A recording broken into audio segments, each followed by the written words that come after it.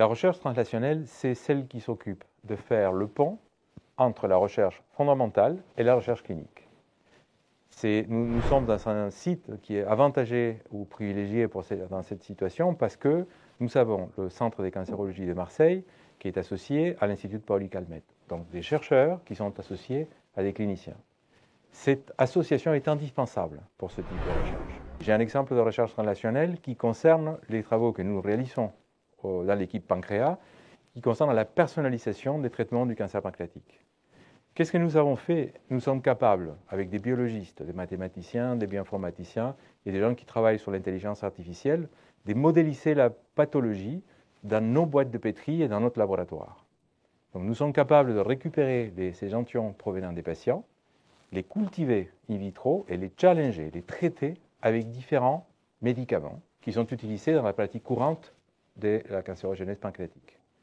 Ces traitements nous permettent donc de savoir si des cellules tumorales vont être sensibles ou résistantes au traitement.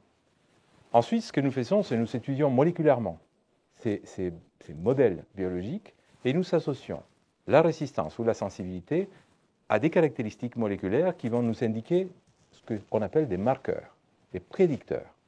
Ces marqueurs vont ensuite nous permettre de savoir si un modèle va être sensible ou résistant. Et c'est là que l'intelligence artificielle va prendre sa place, c'est qu'on va inclure la vraie pathologie du patient, la vraie tumeur, dans ces modèles grâce à des algorithmes de machine learning ou intelligence artificielle.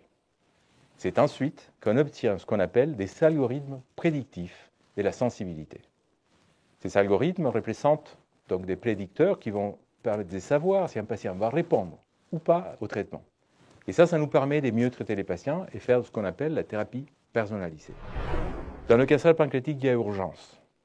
Il ne faut pas oublier que l'année prochaine, il va y avoir 14 000 personnes qui seront diagnostiquées avec ce cancer. Qu'est-ce qu'on peut faire immédiatement? C'est utiliser les thérapies qui sont utilisées aujourd'hui et les donner aux patients qui seront sensibles spécifiquement. Faire un choix rationnel, un choix personnalisé grâce à la recherche translationnelle, grâce aux prédicteurs que nous avons identifiés dans le laboratoire de cancer pancréatique. Ce projet a eu l'honneur d'être labellisé par le prix Unicancer de l'innovation. C'est un prix national qui met en valeur le travail de l'Institut de Paoli-Calmettes et la collaboration étroite avec les chercheurs du Centre des cancérologies de Marseille.